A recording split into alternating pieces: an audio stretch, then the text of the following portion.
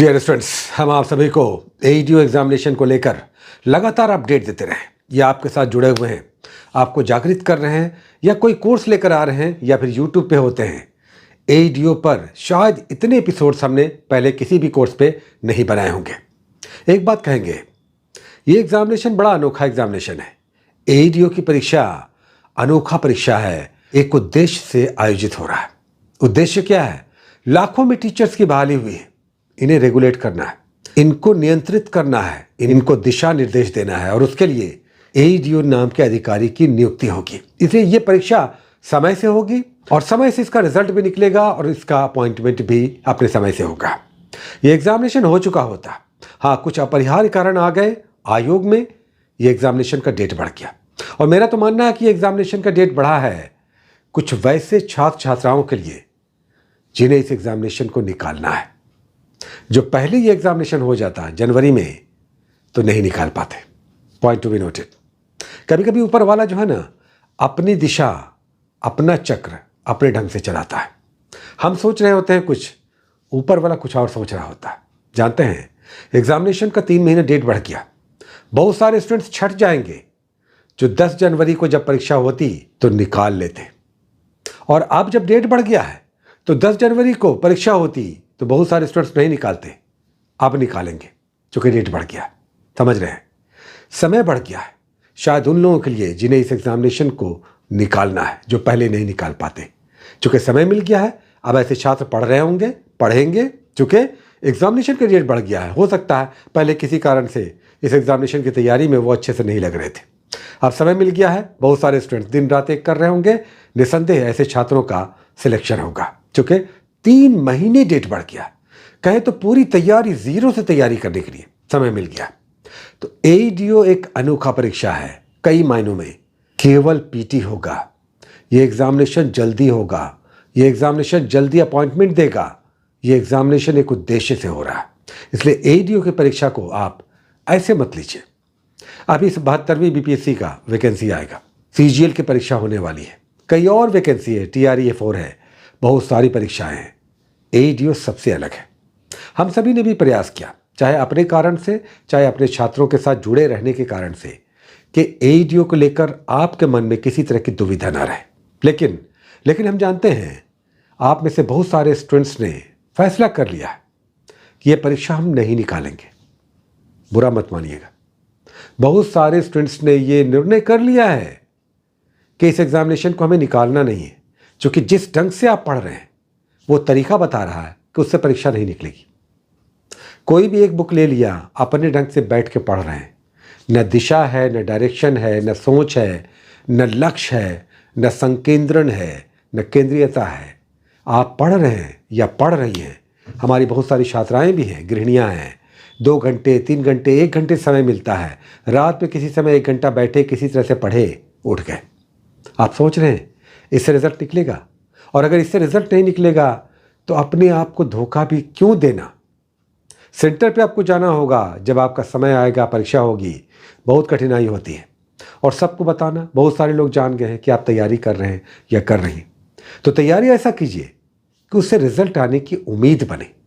और उसका तरीका यह है कि एईडीओ भले ही केवल पीटी की परीक्षा है, लेकिन इसका सिलेबस छोटा नहीं है, इसका सिलेबस बहुत बड़ा है। GK GS, current, science, Bihar, English, Hindi, math, reasoning, सोचिए कितना बड़ा सिलेबस है। अब आप बताइए आप कैसे तैयारी कर रहे हैं, या हमारी छात्राएं कैसे तैयारी कर रही हैं। तो थोड़ा सा किसी से जुड़ने का प्रयास कीजिए, अकेले मत पढ़िए। अगर आप फ्रेशर हैं, नए हैं, नहीं पता है, तो अकेले मत पढ़िए। समय की केवल बर्बादी है। आपको लग रहा कि आप पढ़ रहे हैं, लेकिन उसका आउटपुट लगभग 0 है। क्या आपको पता है कि परीक्षाओं में किस बुक से, मैगजीन से, किस पैटर्न पर, किस तरह की प्रश्न आ रहे हैं? अभी लगातार हम टॉपिक्स दे रहे हैं, कोर्स अभी जस्ट स्टार्ट हुआ है। आप में से कोई किसी को भी जुड़ना है तो ज़रूर जुड़िए। 1000 क्या होता है, 1000 को इतना बड़ा नहीं है जितना बड़ा सिलेबस है, और जिस ढंग से हम आप सभी को लेकर चल रहे हैं, जितनी मेहनत है 1000। और इसमें आपको GK, GS, science, Bihar, current affairs, math, reasoning, साथ में संवाद आपके साथ, इतना कुछ होता है। सोचिए। तो हम कहते हैं कि हमसे मत न जुड़िए, ठीक है। अगर आपको लग रहा है कि 1000 हम नहीं दे सकते हैं, कोई 250, 300, 500 में भी कोर्स करा रहा है, किसी से भी जुड़िए। क्योंकि जो भी कोर्स करा रहा है या थोड़ा सा प्रोफेशनलिज्म है, तो वो मजबूर है आपको कुछ देने के लिए। वो आपको देगा, निश्चित रूप से देगा, अपने सामर्थ्य के हिसाब से देगा। आजकल बहुत सारे चैनल निकल गए हैं, 250, 300 में भी, 299 में भी कोर्स देते हैं, लेकिन कुछ ना कुछ वो देंगे।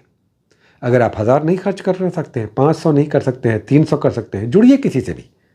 लेकिन ऐसे अकेले एकांतवास में अपने हिसाब से, जबकि आप अनुभवी नहीं हैं, ऐसे मत पढ़िए, इससे रिजल्ट नहीं आएगा। इस बात को ध्यान दीजिएगा। मेरी बहुत सारी बातों को बहुत सारे छात्र बुरा मान जाते हैं, तो कई बार हम सीधी बात करते हैं।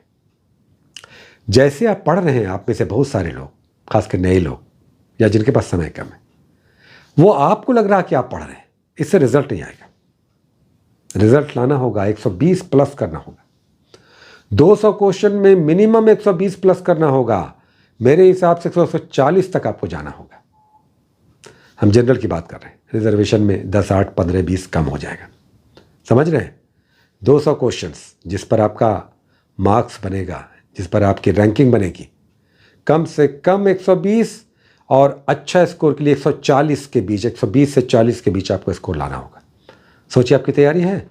मैथ बनाना होगा, रीजनिंग बनाना होगा, करंट करना होगा, साइंस करना होगा, बिहार स्पेशल करना होगा, 2 क्वालिफाइंग पेपर भी है।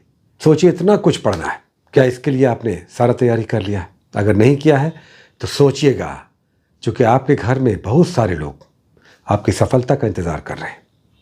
बहुत सारे लोग वैवाहिक जीवन में हैं, भरा पूरा परिवार है, बच्चे हैं, माँ बाबूजी हैं, कई रिश्तेदार हैं, घर का खर्चा नहीं चल रहा है। अब सोचिए किसका वेट कर रहे हैं। 1 साल के अंदर, ये साल समाप्त होते होते आपको ज्वाइनिंग मिल जाएगी, ऐसी संभावनाएं लग रही हैं। क्योंकि यह परीक्षा एक उद्देश्य से आयोजित हो रही है। ऐसा नहीं है कि बीपीएससी हर साल आएगा, अच्छा निकलेगा, पीटी होगा, मेंस होगा, इंटरव्यू होगा। नहीं, यहाँ पर एक उद्देश्य से एडीओ की परीक्षा हो रही है। जितने भी टीचर्स हैं उनके ऊपर एक बॉस होगा, एडीओ होगा।